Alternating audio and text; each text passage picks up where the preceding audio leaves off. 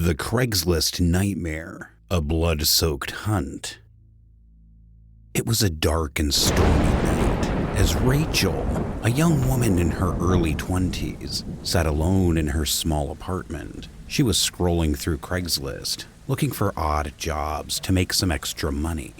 That's when she came across a peculiar ad that caught her attention. It said, "Seeking participants for a thrilling hunt, high pay guaranteed." The ad claimed to offer a unique and lucrative opportunity for those willing to participate in a mysterious game. Intrigued, Rachel responded to the ad and received a prompt reply from an unknown email address. She was instructed to meet at an abandoned warehouse on the outskirts of town the following night. Against her better judgment, Rachel found herself standing outside the dilapidated warehouse the next evening. She was joined by 3 other individuals who had also responded to the ad. Their curiosity and financial needs outweighed their concerns as they entered the warehouse, unaware of the nightmare that awaited them. They were greeted by a tall, menacing figure named Jake, who explained the rules of the game. The participants were to be the prey, while Jake would be the hunter. The objective was to survive the night while Jake hunted them down. If they could last till dawn, they would receive a handsome cash prize. At first, Rachel and the others thought it was all a harmless game, but as soon as Jake started hunting them, they realized it was anything but. He emerged from the shadows with a wicked grin, armed with a variety of weapons. The once fun game quickly turned into a blood-soaked nightmare. Rachel and the others tried to evade Jake's relentless pursuit, but he was cunning and ruthless.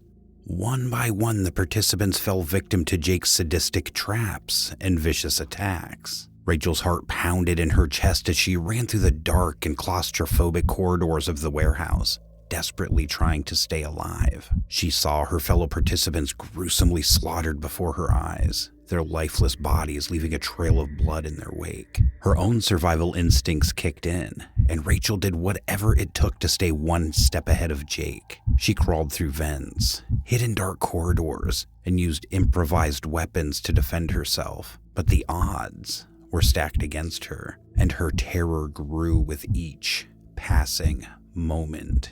As the night wore on, Rachel became more and more desperate. She found herself in a pitch-black room with nowhere to run. Just as she thought she was done for, she spotted a trap door on the floor. Without hesitation, she opened it and crawled into the dark tunnel, hoping it would lead to safety. The tunnel was narrow and filled with cobwebs, and Rachel crawled frantically, feeling her way through the darkness. Her clothes were torn and blood covered her body, but she was determined to survive.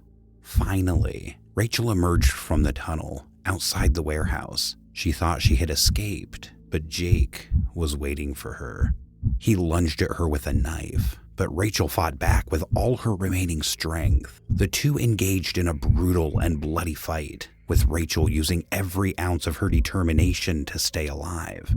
In a final desperate move, Rachel managed to overpower Jake, delivering a fatal blow. He fell to the ground, lifeless, and Rachel stumbled away from the gruesome scene, covered in blood and bruises. The authorities were called, and Rachel was taken to the hospital for her injuries. She was the sole survivor of the horrific, nightmarish game. She couldn't shake the trauma and the horror she had experienced, but she was relieved to have made it out alive.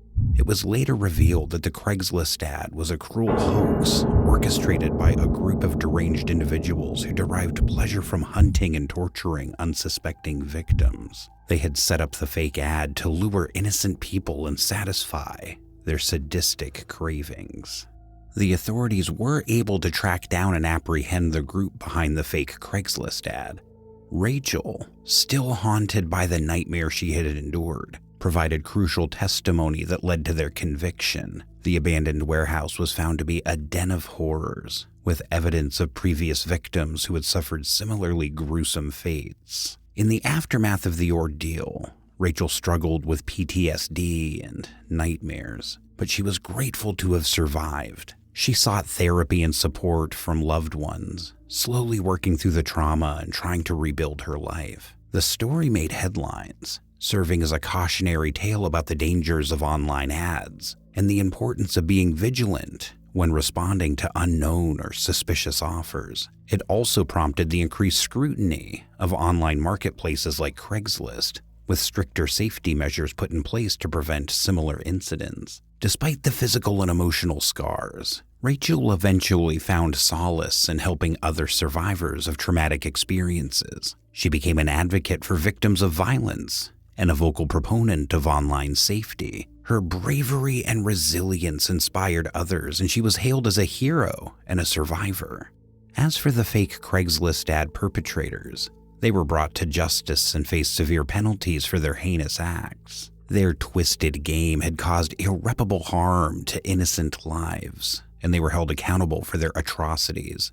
In the end, Rachel's harrowing experience served as a reminder of the darkness that lurks behind seemingly innocuous online ads, and the importance of exercising caution and being mindful of personal safety in the virtual world. Her survival was a testament to her strength and determination, and she vowed to continue to raise awareness and advocate for those who had fallen victim to similar horrors. But the scars of that fateful night would forever remain with Rachel, a constant reminder of the horrors she had endured at the hands of the Craigslist killers. She learned to cope with the trauma, but the memories would never fade entirely.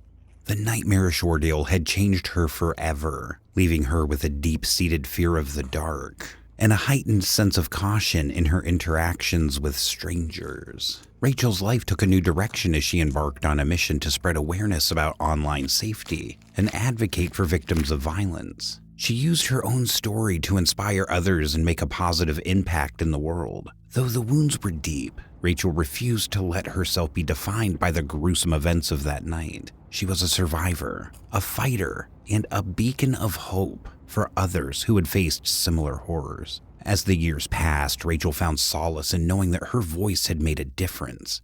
The fake Craigslist ad had been a nightmare she could never forget, but it had also fueled her determination to make the world a safer place. With each step she took, Rachel moved forward, carrying the scars of the past but never letting them define her. She was a living testament to resilience, and her story would continue to inspire and empower others for years to come. In the end, Rachel had turned her own tragedy into a force for good, determined to prevent others from falling victim to the same fate. While the scars remained, they served as a reminder of her strength and unwavering resolve to make a difference in the world. The fake Craigslist ad may have been a nightmare, but Rachel's survival and resilience turned it into a story of survival and hope amidst the darkness.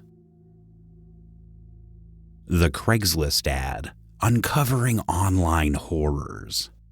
It was a dark and stormy night when Sarah, a woman in her early 20s, found herself scrolling through Craigslist in search of a new apartment. She had recently moved to a new city for work and was eager to find a place to call her own. As she clicked through the listings, one particular ad caught her eye. It said, "Roommate wanted, spacious apartment, low rent, great location, must love cats." The ad seemed perfect. The apartment was located in a trendy neighborhood. The rent was surprisingly low, and Sarah was a cat lover. Excitedly, she reached out to the email address provided in the ad, and within hours, she received a response. The response came from a person named Emma, who claimed to be the current tenant of the apartment. She claimed she was looking for a new roommate to share the apartment with her and her 2 cats. She seemed friendly and accommodating, and Sarah quickly agreed to meet Emma in person to discuss the details. On the day of the meeting, Sarah arrived at the address provided by Emma. It was an old, run-down building in a secluded part of the city. Sarah hesitated for a moment, but her excitement about the apartment pushed her to go inside. As she entered the apartment, Sarah was struck by how dark and cluttered it was. The windows were covered with heavy curtains, and the air was musty and oppressive. Emma greeted her with a smile, but there was something off about her. Her eyes seemed distant, and her smile felt forced. Despite her initial unease, Sarah tried to dismiss her concerns and focus on the apartment.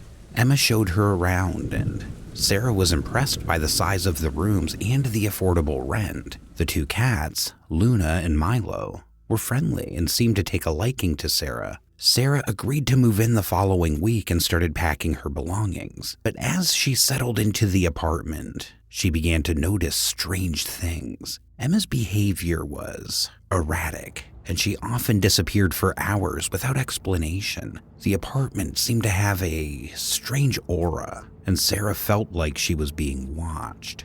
One night, Sarah heard scratching noises coming from the walls. She followed the sound and discovered a hidden trap door in the basement. She couldn't resist her curiosity and opened it, only to find a dark, narrow passageway leading to an unknown part of the building. She decided to explore further. As Sarah ventured deeper into the passageway, she was horrified by what she discovered. The walls were covered in disturbing drawings and writings depicting scenes of violence and torture. It became clear to her that Emma was not who she claimed to be, and the apartment held dark secrets. Sarah confronted Emma, but she denied any knowledge of the hidden passageway or the disturbing drawings. Sarah's sense of reality began to crumble as she realized that she had fallen into a web of deception and madness. As the days went by, Sarah's mental state deteriorated. She suffered from vivid nightmares and paranoia. She became convinced that the apartment was haunted and that Emma was a malevolent force. She tried to leave the apartment, but every time she tried to escape, the doors seemed to lock themselves, trapping her inside. Sarah's descent into madness reached its peak when she discovered a room in the hidden passageway that was filled with gruesome evidence of past tenants who had disappeared.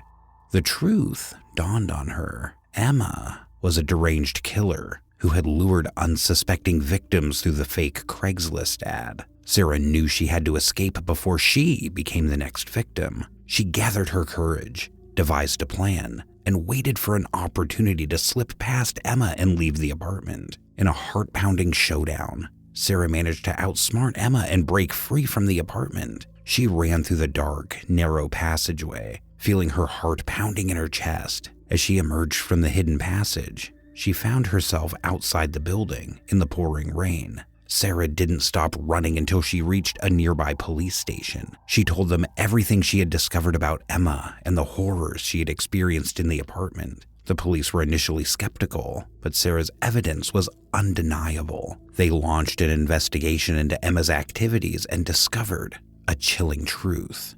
It turned out that Emma had been using fake Craigslist ads to lure unsuspecting victims into the apartment for years. She had a history of mental illness and a twisted fascination with torture and murder. The hidden passageway was her dark secret, where she had carried out her heinous acts.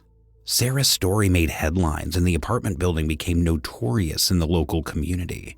The authorities searched the apartment and found evidence of Emma's atrocities, including bloodstains, restraints, and disturbing personal journals. In the aftermath, Sarah struggled with the trauma of her experience. She had nightmares and paranoia, haunted by the horrors she had witnessed. She eventually moved away from the city, trying to put the ordeal behind her and start afresh. But even years later, Sarah couldn't forget the psychological horror she had endured. She became wary of online ads and grew suspicious of people she met online. She had lost her sense of trust in strangers and found it hard to connect with new roommates or acquaintances.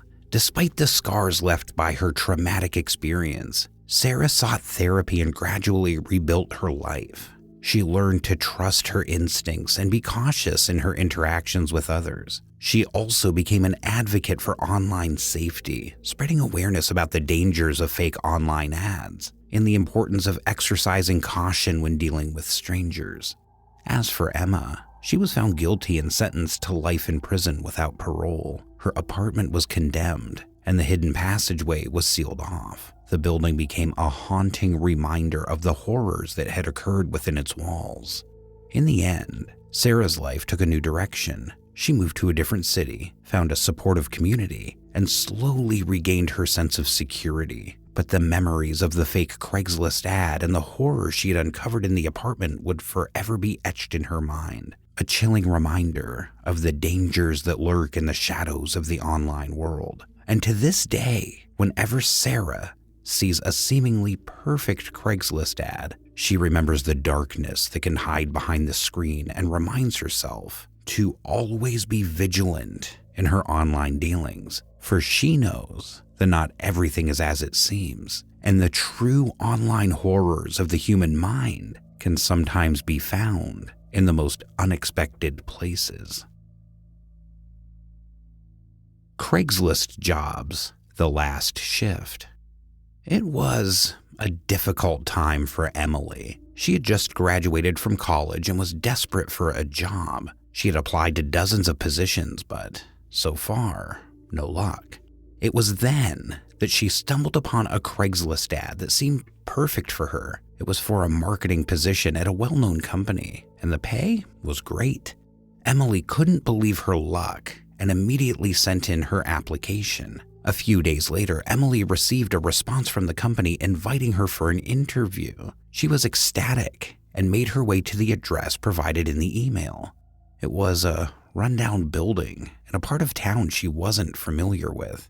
As she made her way up the stairs to the interview room, she couldn't shake the feeling that something was off. The interview itself was strange. The interviewer, a middle-aged man, asked her some standard questions about her background and experience, but also seemed to be prying into her personal life. Emily felt uncomfortable, but decided to push through and answer the questions to the best of her ability. As the interview came to a close, the man handed her a sheet of paper with some additional questions and asked her to fill it out before leaving. Emily felt relieved that the interview was over and quickly made her way out of the building. That night, Emily received a call from the company offering her the job. She was thrilled and eagerly accepted. However, the next day, Emily began receiving strange messages and phone calls from an unknown number. They were from the same man who had interviewed her. He was asking her personal questions and making suggestive comments. Emily was terrified and immediately went to the police. They investigated the matter but were unable to track down the man or the company he claimed to represent. Emily felt trapped and afraid, knowing that the stalker was still out there. Days turned into weeks, and Emily's fear began to consume her. She started hearing strange noises in her apartment at night, and she felt like she was being watched. One day she received a package in the mail. It contained the sheet of paper with the additional questions from her interview, and there was a note attached that read, "We're always watching you." Emily was beyond terrified and decided to move to a new city to start over. However, even in her new home, she felt like she was being followed. The messages and phone calls continued, and she felt like there was no escape. One night, Emily heard a knock on her door. She cautiously opened it to find the man from her interview standing there, holding a knife. He lunged at her, and Emily tried to fight him off, but it was no use. She was overpowered and left bleeding on the floor. The police arrived too late to save her. The man had fled, leaving Emily's lifeless body behind. They later discovered that he had been a fake Craigslist ad poster who preyed on unsuspecting job seekers. Emily's tragic story served as a warning to others to be cautious when applying to jobs online. The horror of Emily's experience continued to haunt those who heard about it, and it made everyone think twice about trusting anonymous job ads online. Emily's family and friends mourned her loss, but they vowed to raise awareness about the dangers of online job searches to prevent other tragedies from occurring. Yes, the story above is complete. It tells the tale of Emily, who applied for a job on Craigslist and was subsequently stalked by the interviewer. Despite her efforts to escape, the stalking escalated until it ended tragically with her untimely death. The story serves as a cautionary tale about the dangers of online job searches and the need to be vigilant when dealing with anonymous ads and strangers online.